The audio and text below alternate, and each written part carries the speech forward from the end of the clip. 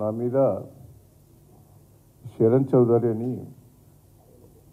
ఆరోపణ చేసి నా మీద ఒక సిఎంపిఎస్లో పిటిషన్ పెట్టిందని నిన్న ప్రెస్ మీడియాల ద్వారా తెలవటం జరిగింది.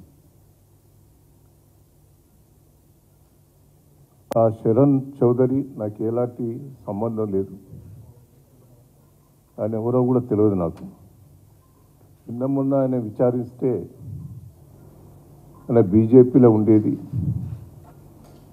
ఈయన ఈ ల్యాండ్ దందాలు మోసాలు చేస్తానని పార్టీ వాళ్ళు హైకమాండ్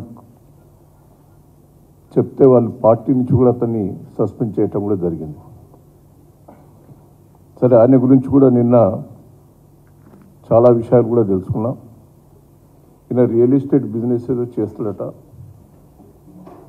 ఎన్ఆర్ఐస్ను నా దగ్గర పెట్టుబడి పెట్టాలని, ఎన్ఆర్ఐస్ దగ్గర చాలామంది దగ్గర నాకు 150 ఎకరాలన్నది, 130 ఎకరాలన్నది, 350 ఎకరాలన్నాయని అన్ని డాక్యుమెంట్స్, దొంగ డాక్యుమెంట్స్ సృష్టించి ఎన్ఆర్ఐస్ దగ్గర చాలామంది దగ్గర డబ్బులు తీసుకున్నాడు.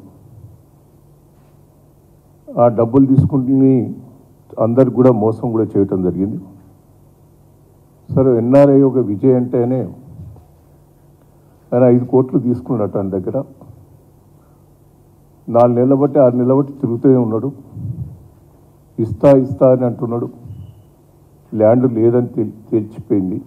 దొంగ డాక్యుమెంట్స్ అని ఆ విజయ్కి తెలిసిపోతే ఆ విజయ్ నా పైసలు నాకు ఇవ్వని కూడా ఆయన చుట్టూ తిరిగిండట. ఆయన పైసలు ఇచ్చే పరిస్థితి లేకపోతే ఆయన పోలీస్ కంప్లైంట్ చేయటం జరిగింది. ఆ పోలీస్ కంప్లైంట్ లోపల వాళ్ళు పోలీసు వాళ్ళంతా ఎంక్వైరీ చేస్తే దగ్గర రూపాయి లేదు, ఆ డబ్బులు ఇచ్చే పరిస్థితి కూడా లేడట. ఆ డబ్బులు ఇవ్వకపోతే నా డబ్బులు నాకు ఇవ్వనంటే ఆఖరికి ఏదో ఇల్లు అపార్ట్మెంటు బ్యాంకులో కుదరబెట్టింది ఉంటే 1,25,00,000 ఆయనే విజయ్ కట్టి దాన్ని అది 3 కోట్ల విలువదే, ఇంకా 2 కోట్ల రూపాయలు రావచ్చు ఉన్నాయట ఆయనకు.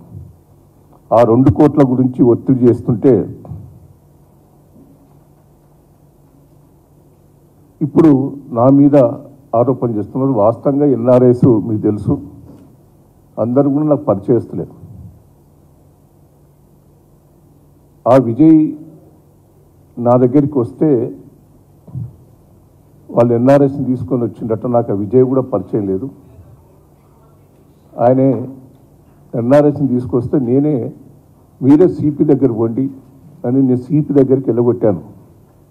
ఆ సిపి గారే చొరవ చూపెట్టి ఆ డాక్యుమెంట్ చూసి అతడు ఆ ఇల్లు రిజిస్ట్రేషన్ చేయించిండని తెలుస్తున్నది. ఇది వాస్తవ పొజిషన్. ఆయన మీద కూడా మీరు చూడండి, శరణ్ మీద కూడా చాలా కేసెస్ ఉన్నాయి. దొంగ డాక్యుమెంట్స్ పుట్టిన కేసెస్. అదే తిరిగా ఈయన కంపెనీ పెట్టి ఇండస్ట్రీ పైన రాధా టీఎంటీసీ సీల్ సప్లై చేయటం, అందులో బోకస్ పిటిషన్స్, షేక్ లెటర్స్, స్టేట్ బ్యాంక్ గ్యారెంట్లు, అన్ని కేసెస్ ఉన్నాయి. ఆయన భార్య కూడా పాస్పోర్ట్ కూడా రద్దు చేశారు, భార్య పేరు మీద కూడా. అంటే ఇవన్నీ కేసెస్ కూడా ఉన్నాయి. ఇంకా పోలీస్ స్టేషన్లో చాలా కేసెస్ ఉన్నాయి ఆయన మీద. అసంటి వ్యక్తి డాక్యుమెంట్స్ సృష్టించి ఎన్ఆర్ఎస్ మోసం చేసి అసంటి వ్యక్తిని దయచేసి మీరు ప్రోత్సహించొద్దనేది నా విజ్ఞప్తి. ఇంకా చాలామంది ఎన్ఆర్ఐస్ను మోసం చేసిన వ్యక్తి ఆయన. నేను రాజకీయాల్లో ఉన్నా, 40 ఏళ్ళ నుంచి మీరు చూస్తూనే ఉన్నారు. ఎన్నడూ కూడా ఈ ల్యాండ్ జోలికి కానీ నేను పోను. ఎవరన్నా దగ్గర వాళ్ళు వస్తే న్యాయం చేయండి, ఎటు న్యాయం ఉంటే అటు చేయమని చెప్తా తప్ప పలానాలకు సపోర్ట్ చేసే వ్యక్తిని కాదు. నా రాజకీయ జీవితంలో ఎన్నడూ కూడా మచ్చలేదు. నన్ను ఎన్నో ప్రభుత్వాలు ఇరికేయాలని ప్రయత్నం చేసినాయి. నేను ఎన్నడూ కూడా ఎక్కడ కూడా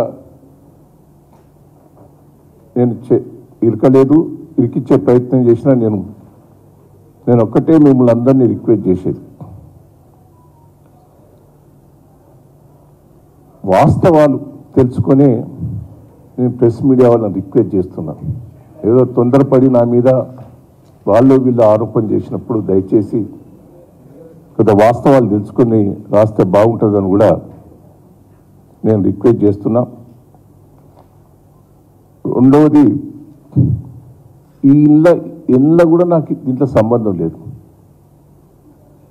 ఆ విజయ్ నాకు బంధువు అని చెప్తాను. ఒక నిమిషం రండి. ఆయన చెప్పింది ఏంటి, దయాకర్ రావు బంధువు పేరు మీద రిజిస్ట్రేషన్. మీరు ఇదన్నా ఒక్కసారి తెలుసుకోండి. అది మీకే తెలిసి ఉండాలి,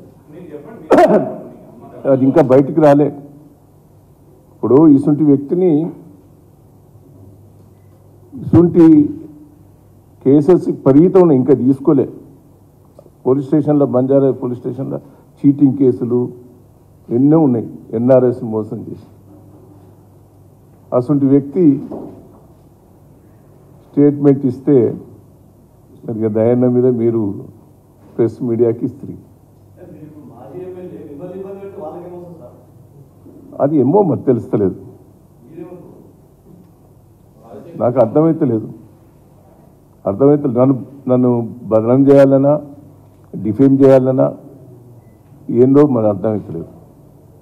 రాను మీకు నాకు అర్థమవుతుంది, ఏందనేది తెలుస్తలేదు. బ్యాక్గ్రౌండ్ ఎవరు రిలీజ్ చేస్తాను, ఎక్కడి నుంచి వస్తున్నది అనేది కూడా కరెక్ట్ క్లారిటీ వస్తలేదు. నేను ఆయన గురించి తెలుసుకుంటే, విజయ్ గురించి తెలుసుకుంటే నిన్న ఇయ్యాలి అదే పని.